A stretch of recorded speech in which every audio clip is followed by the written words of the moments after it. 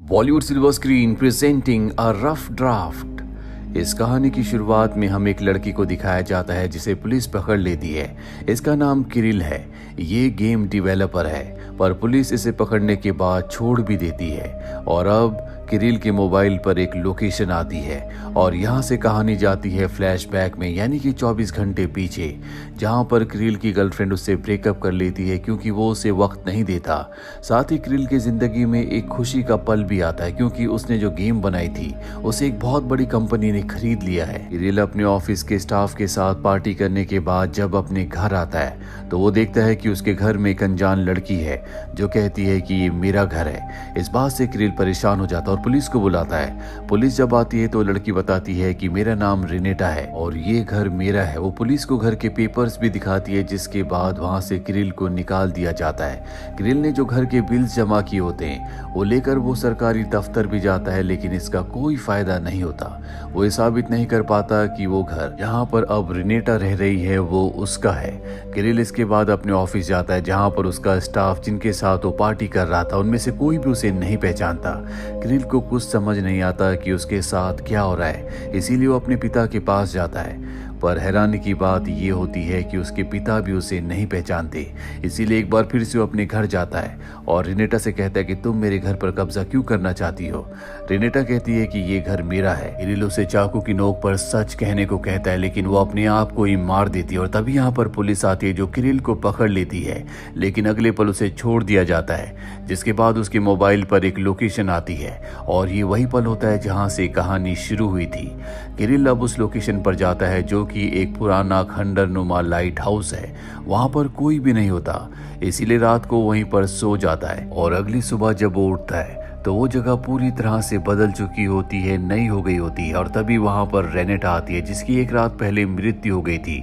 रेनेटा पूरी तरह से ठीक है।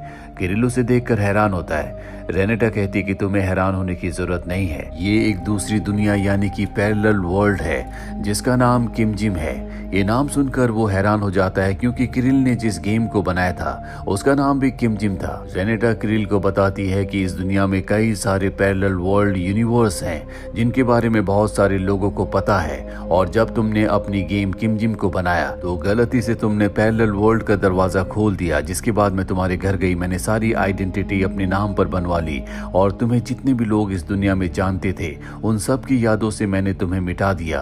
पैरेलल वर्ल्ड के बारे में बहुत सारे लोग जानते हैं जो एक वर्ल्ड से दूसरे वर्ल्ड में हमेशा ट्रैवल करते हैं। और इस वक्त जिस लाइट हाउस में तुम हो यही एक वर्ल्ड से दूसरे वर्ल्ड में ट्रैवल करने का रास्ता है। और जो भी यहाँ से पैरेलल वर्ल्ड में जाएगा तुम्हें उसकी इन्वेस्टिगेशन करनी है। दरअसल यहाँ पर किरिल को एक नया काम मिला है जिसमें उसे उन लोगों की इन्वेस्टिगेशन करनी है जो पैरेलल वर्ल्ड में ट्रैवल करते हैं।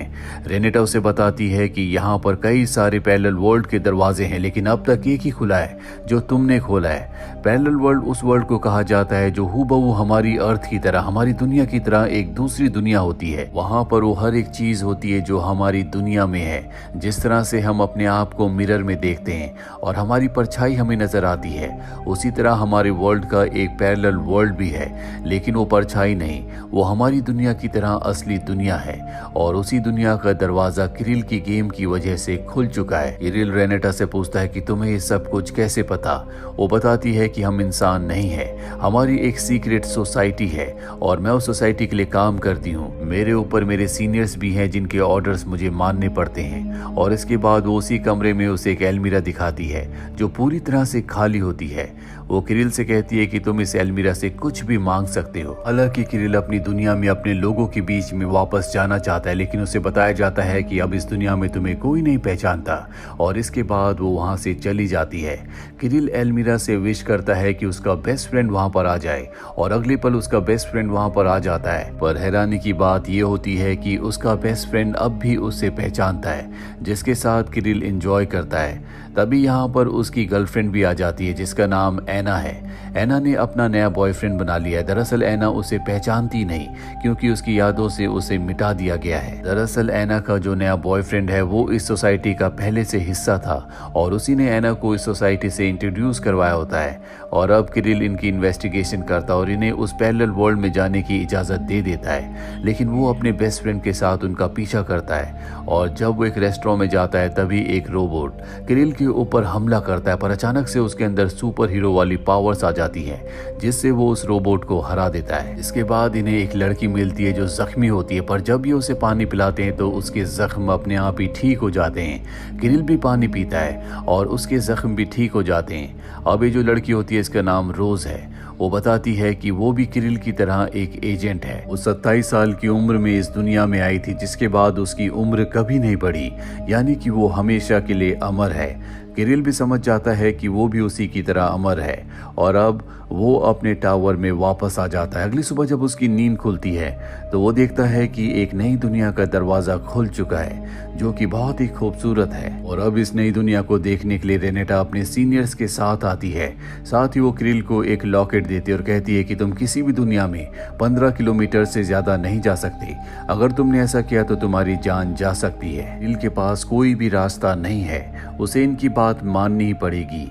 और अगले दिन यहाँ पर उसकी एक्स गर्लफ्रेंड यानी कि एना अपने बॉयफ्रेंड के साथ आती है। दरअसल अब जो नई दुनिया का रास्ता दरवाजा खुला है वो अपने बॉयफ्रेंड के साथ उस दुनिया में चली जाती है। किरिल को उसकी बहुत याद आती है। वो एक बार फिर से अपनी गर्लफ्रेंड एना को अपनी जिंदगी में शामिल करना चाहता है। इसीलिए एना का जो नया बॉयफ्रेंड है वो उससे पूछता है कि तुम एना के साथ कब से और क्यों हो। उसे मजबूरी में सब कुछ बताना पड़ता है कि सोसाइटी के मेंबर्स ने मुझे एना के साथ रहने के लिए कहा है, यानी कि उसके दिल में एना के लिए कोई भी प्यार नहीं है। और ये सुनने के बाद किरिल को अच्छा लगता है। अगले दिन किरिल एना के पास जाता है और उसे सब कुछ बताता है कि किस तरह से उसकी यादों से उसे मिटा दिया गया है, लेकिन उसे उसकी कोई भी बात याद नहीं आती, पर कहीं ना कहीं वो उसकी तरफ अट्रैक्ट हो रही होती है।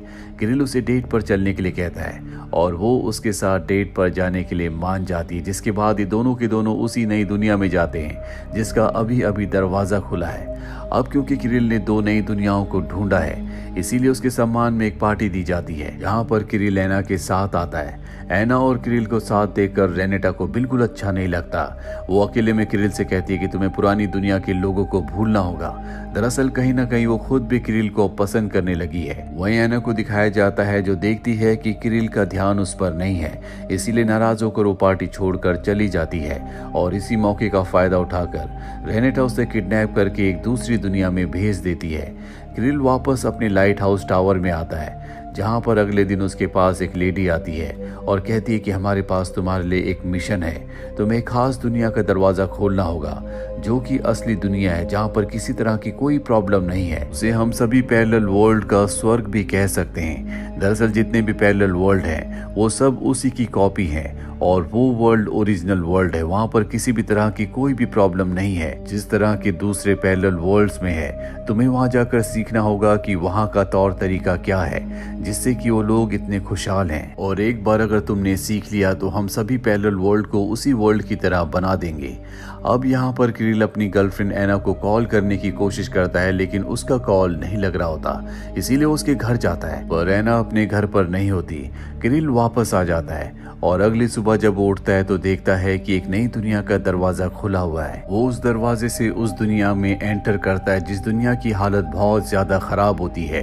यहाँ पर इंसान लगभग पूरी तरह से खत्म हो चुके होते हैं और जितने भी लोग बचे होते हैं वो बीमार होते हैं, थके हुए होते हैं, जो कि एक बहुत बड़ी फैक्ट्री में एक लेडी के लिए काम करते हैं। ये लेडी बहुत ज्यादा निर्दयी होती है और जब किरिल उस लेडी के पास जाता है तो वो लेडी उसे पहचान जाती है कि ये टावर का कस्टम ऑफिसर है, जो उन लोगों की इन्वेस्टिगेशन करता है जो पैरेलल वर्ल्ड में ट्रैवल करते हैं। दरअसल इस लेडी का भी इस दुनिया में यही काम होता है। और अब किरिल देखता है कि वहाँ पर जितने भी लोग इस लेडी के लिए काम करते हैं उनकी हालत बहुत ज़्यादा ख़राब है। और उसी भीड़ में वो एना को भी देखता है जो बहुत ज़्यादा बीमार होती है। वो एना के पास जाता और कहता है कि हमें यहाँ से जाना होगा। और जब वो एना को लेकर यहाँ से भाग रहा होता है तो वो लेडी उसके पास आ जाती है, वो उससे लड़ती है, लेकिन किरिल किसी तरह से वहाँ से एना को लेकर भागने में कामयाब हो जाता है। किरिल वापस अपने लाइट हाउस टावर में आ जाता है, जहाँ पर उसका बेस्ट फ्रेंड उसके पास आता है और कहता है कि अब मैं भी इस सोसाइटी का हिस्सा हूँ, मैं तुम्हारा सीनियर हूँ और तुमने बहुत सारे रूल्स तोड़े हैं, इसीलिए जो तुम्हारी 15 किलोमीटर की रेंज थी मैं उसे कम करके 50 मीटर कर रहा हूँ, यानी कि वो अपने लाइट हाउस टावर से आसपास ही जा सकता है। दरअसल क्रिल का जो ये बेस्ट फ्रेंड होता है पहले से सोसाइटी का हिस्सा था, इसीलिए क्रिल उसकी यादों से कभी नहीं मिटा था। और अब उसके जाने के बाद वो देखता है कि उसकी गर्लफ्रेंड एना की हालत बहुत ज्यादा खराब है, वो अपनी जिंदगी की आखिरी सांसें ले रही है। इसीलिए वो तय करता है कि वो क्रिल को उस दुनिया में ले जाएगा जिस दुनिया का दरवाजा दूसरे नंबर पर खुला था, जो कि बहुत ही खूबसूरत दुनिया है, जहां पर क्रिल पहले भी अपने एक्स बॉयफ्रेंड के साथ जा चुकी है। लेकिन जब क्रिल एना को लेकर बाहर जाता है और 50 मीटर की रेंज को क्रॉस करता है तो उसका शरीर गलना शुरू हो जाता है। उसकी जान जाने वाली होती है कि एना उसके गले से उस लॉकेट को खींचकर फेंक देती है,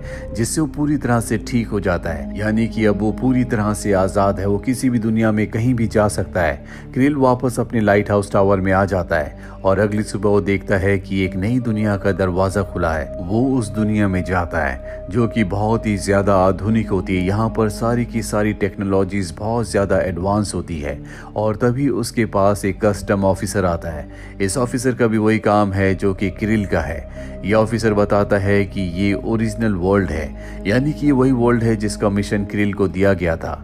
वो कस्टम ऑफिसर उसे बताता है कि हमने सारे पैरेलल वर्ल्ड्स को बनाया है और यहाँ पर जो साल चल रहा है वो 1940 का है, यानी कि जिस दुनिया से क्रिल आया है वहाँ की दुनिया यहाँ से आगे चल रही है, लेकिन उनकी टेक्नोलॉजी इतनी एडवांस नहीं होती। कस्टम ऑफिसर क्रिल को बताता है कि हमने जानबूझकर जितने भी वर्ल्ड बनाए उन्हें अपनी दुनिया से 10, 15, 20 साल आगे रखा, ताकि भविष्य में क्या होने वाला है हमें पहले पता चल जाए और उसके लिए हम तैयार रहें। इसीलिए हमारी दुनिया में किसी भी तरह की परेशानी, महामारी या किसी भी तरह का युद्ध नहीं होता, क्योंकि आगे क्या होने वाला है हमें पहले से सब कुछ पता रहता है। साथ ही हमारे पैरेलल वर्ल्ड में जो भी खोज होती है उसका डेटा पहले से हमें मिल जाता है, जिस वजह से हम अपनी टेक्नोलॉजी को, अपनी साइंस को बहुत एडवांस कर चुके हैं। दरअसल हमारी दुनिया ही हमारे लिए मायने रखती है, बाकी दुनिया हमारे लिए कोई भी मायने नहीं रखती।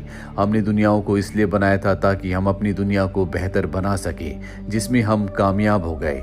क्रिल को ये सुनकर बहुत दुख होता है कि जिस दुनिया का वो हिस्सा है दरअसल वो इसी दुनिया की एक कॉपी है, इसीलिए वो यहाँ से जाने लगता है। और कस्टम ऑफिसर उससे कहता है कि अब तुम अपनी दुनिया में वापस नहीं जा सकते, क्योंकि तुम्हें सारा सच पता चल चुका है। और तभी वहाँ पर बहुत सारे रोबोट्स आते हैं जो क्रिल के ऊपर हमला करते हैं। क्रिल किसी तरह से उनसे बचता हुआ अपने लाइट हाउस का रास्ता ढूंढ लेता है और दीवार को चीरकर वो अपने लाइट हाउस टावर में पहुंच जाता है, जहां पर रेनेटा पहले से होती है। वो क्रिल पर बहुत गुस्सा करती है और कहती है कि तुम्हारी हिम्मत कैसी हुई अपनी लॉकेट को निकालने की। क्रिल देखता है कि यहाँ पर एना नहीं है। दरअसल अब उसे एक बार फिर से रेनेटा ने किसी दूसरे पैरेलल वर्ल्ड में भेज दिया है और अब वो क्रिल के ऊपर हमला भी कर देती है, लेकिन क्रिल अपनी शक्तियों से उसे मार देता है और जैसी रेनेटा की मृत्यु होती है ये पूरा का पूरा टावर वहीं पर ढह जाता है। रेनेटा की मृत्यु के बाद क्रिल, जो कि अब भी पूरी तरह से ठीक है, उसका फोन रिंग होता है और ये फोन उसके पेरेंट्स का होता है, यानी कि क्रिल के पेरेंट्स अब उसे पहचानते हैं। यानी कि रेनेटा ने जितने भी लोगों की यादों से क्रिल को हमेशा के लिए मिटा दिया था वो वापस उनकी यादों में आ चुका है। क्रिल को इस बात से खुशी होती है, पर वो एना को ढूंढना चाहता है और अब यहाँ पर क्रिल का बेस्ट फ्रेंड आ जाता है। वो कहता है कि टावर टूट चुका है, इसीलिए हम किसी भी दूसरे वर्ल्ड में नहीं जा सकते। अगर तुम्हें किसी भी दूसरे वर्ल्ड में जाना है तो हमें इस लाइट हाउस टावर को दोबारा बनाना होगा, जहाँ से दूसरी दुनिया का यानी कि पैरेलल वर्ल्ड का रास्ता खुलता हो। और ये दोनों यहाँ से जानने के लिए निकल पड़ते हैं कि दूसरी दुनिया के दरवाजों को कैसे बनाया जा सकता है, कैसे दोबारा से लाइट हाउस को बनाया जाए। वही हमें लाइट हाउस को दिखाया जाता है जहाँ पर फायर ब्रिगेड पहुंच जाती है, क्योंकि वो पूरा का पूरा टावर मलबे में तब्दील हो चुका होता है। वहां पर आग लगी होती है और फायर ब्रिगेड जब वहां पानी फेंकती है तो वो पानी रेनेटा की बॉडी के ऊपर गिरता है, जिससे वो रिकवर होना शुरू हो जाती है। वो एक बार फिर से जिंदा हो जाती है, क्योंकि जिस दुनिया की, जिस सोसाइटी की मेंबर्स हैं, पानी इनकी पावर है।